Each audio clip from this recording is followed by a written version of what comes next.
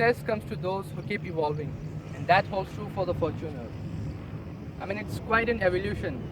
You remember the first generation? That was boring as hell. This one has taken the style to an entire new level. The Fortuner is a very capable off-roader, thanks to not only its four-wheel drive system with low range and lock-in differentials, but also the fantastic approach angles and departure angles. These rims give this SUV a bold and stylish look. Now let's check out the interiors.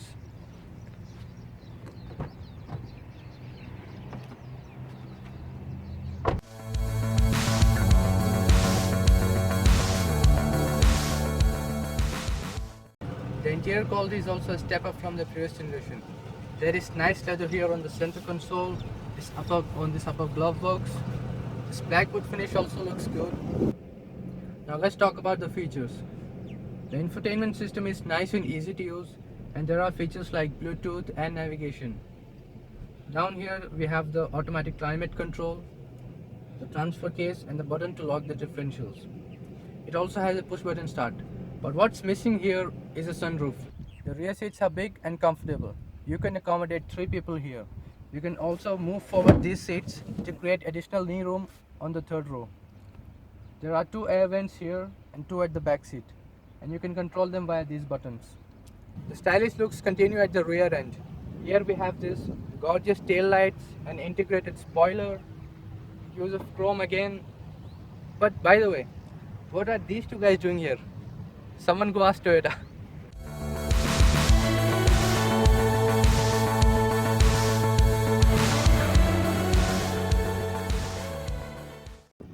Nowadays, most of the SUVs have electronic tailgates. It's a good feature for some, but I personally hate it. This is the reason. They take awful lot time to open. The cargo space is big enough for your family, but these seats don't fold flat, so they do eat up the space. Moreover, you might want to watch your head, as you can bang it here. Now let's take it for a drive.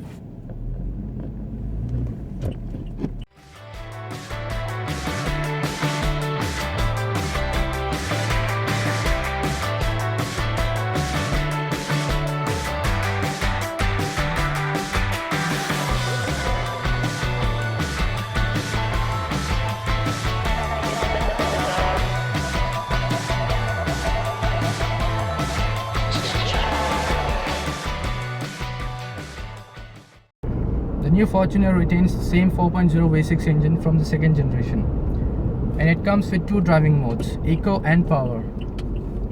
While the Eco mode is good for fuel economy, it doesn't deliver any power to the engine. So if you see a gap in the traffic and you want to overtake the car ahead of you, you might want to put it in the powered mode. This top variant comes with pedal shifters and manual mode, both of which are like okay, because we know this is an off-road SUV. Expecting anything like the Lexus LFA would be too much. But the funny thing about this manual mode is, at whichever speed you shift from drive to the manual mode, it will go straight to 4th gear. Like no matter 10 kilometers per hour, 80 kilometers per hour, whenever it shifts, it will go to the 4th gear. This time Toyota has added some weight to the steering, and there's nothing wrong about it, but I personally prefer the previous generation, as that steering was light and I liked it. The ride is comfortable in general, but it gets a bit shaky over the potholes. Also, Toyota has done a great job at noise cancellation. The cabin is very quiet even at highway speeds. Although they've added weight to the steering is not all that heavy, which means it is very easy to drive around town. It doesn't feel as big as it is.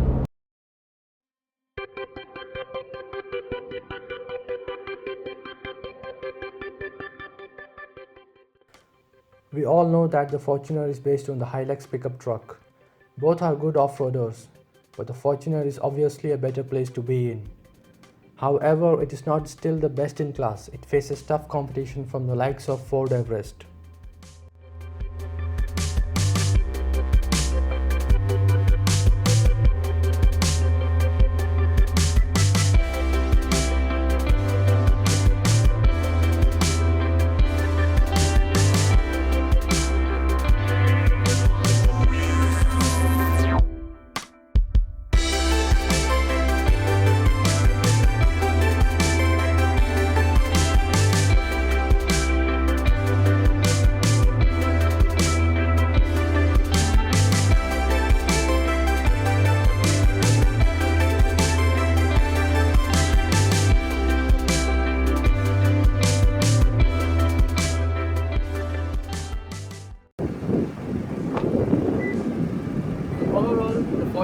nice and comfortable SUV. Just miss on important features like front parking sensors and a sunroof, but the impressive styling makes you forget them. Finally, thanks to Mr. Naresh Jangir for giving us this car for the review.